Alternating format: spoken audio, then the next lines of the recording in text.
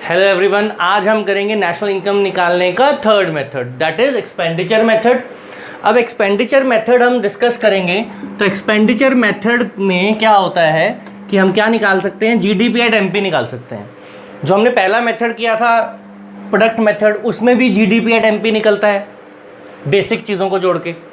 फिर हमने सेकंड किया तो उसमें एनडीपी एट एफसी निकलता है, operating surplus, mixed income of self employed और कंपनसेशन टू एम्प्लॉइज को अगर हम ऐड कर दें तो उसमें एनडीपी एट एफसी निकलता था, यानी कि डोमेस्टिक इनकम। यहां पे निकलेगा जीडीपी। कैसे निकलेगा? Final consumption expenditure plus gross domestic capital formation plus net exports.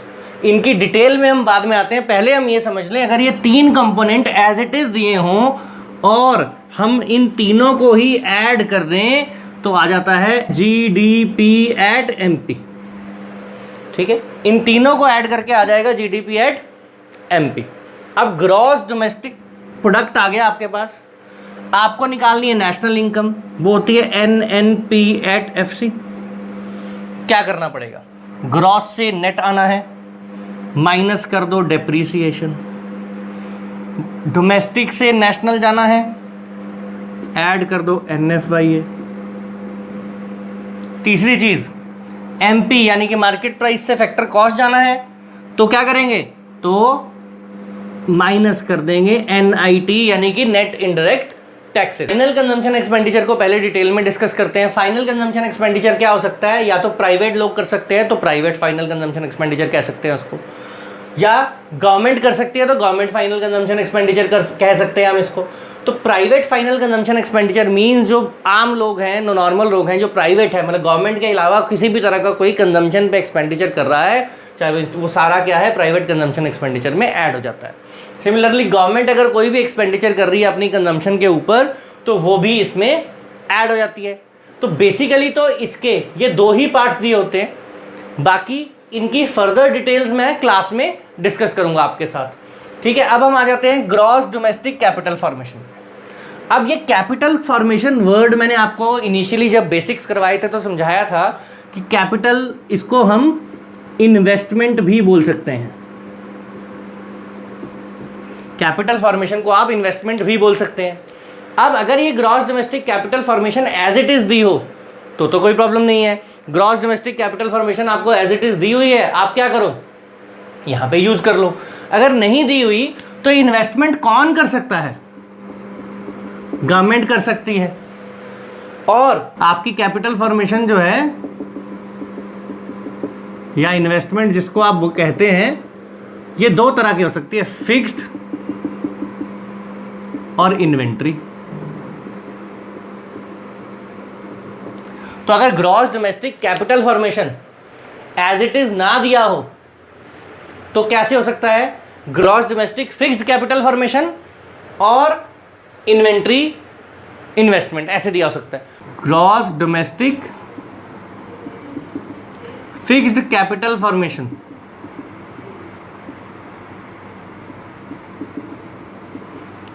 ऐसे दिया हो सकता है और प्लस इन्वेंट्री इन्वेस्टमेंट हो सकती है। अब ये जो फिक्स्ड इन्वेस्टमेंट है ये कौन करता है? गवर्नमेंट करती है, प्राइवेट लोग करते हैं, टाटास, बिरलास, हम लोग सारे जो जितने भी बिजनेसमैन हैं वो क्या कर रहे हैं?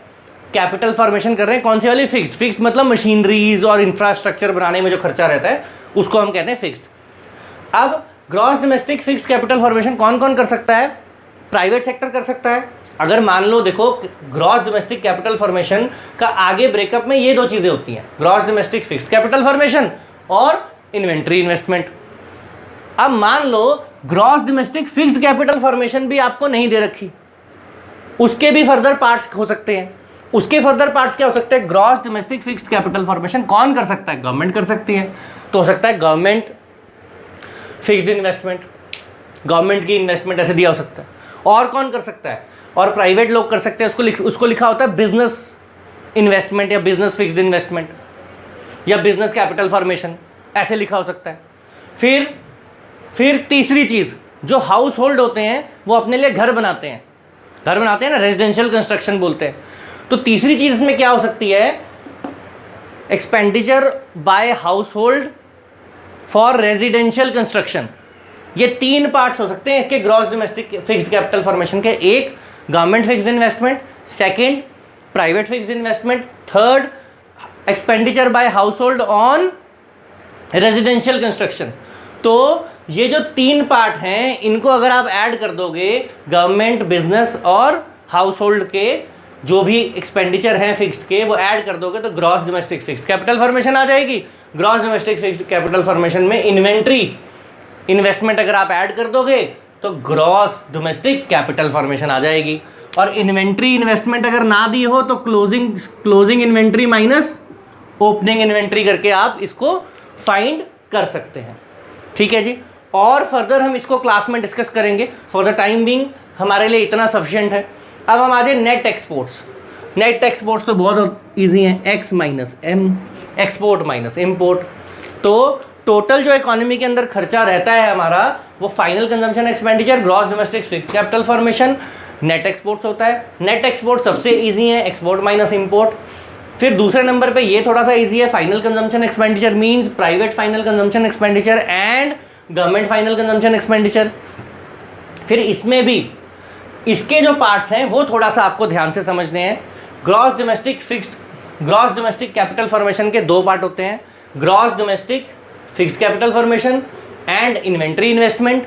अगर gross domestic fixed capital formation भी एज इट इज ना दिया हो तो इसके भी फर्दर तीन पार्ट होते हैं, बिजनेस फिक्स्ड इन्वेस्टमेंट या business fixed capital formation, government investment या गवर्नमेंट फिक्स्ड इन्वेस्टमेंट, ठीक है, and expenditure on residential construction by house hold.